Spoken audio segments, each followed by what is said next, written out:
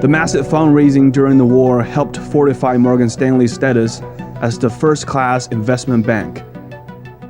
If I may be permitted to speak of the firm, of which I have the honor to be the senior partner, I should state that at all times the idea of doing only first-class business, and that in a first-class way, has been before our minds.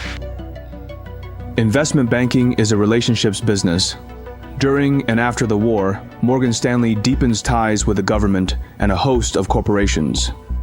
The firm is perfectly situated to launch into new heights as the country stands on the brink of one of the most prosperous decades, the 1950s.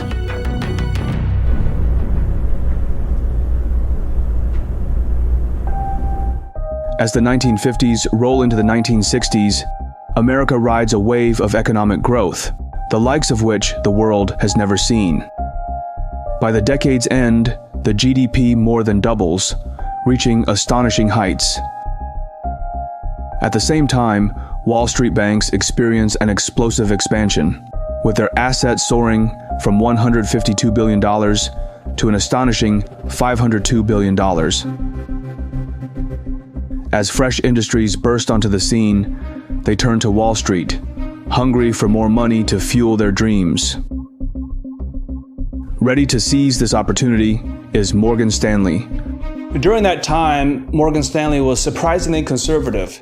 They wanted to maintain their brand as a first-class business, so they chose to only work with big names like IBM, Sony, and 20th Century Fox. While the business boomed, the partners of Morgan Stanley maintained a respectable position in the business. So, until then, money was only part of the reward for working for the firm.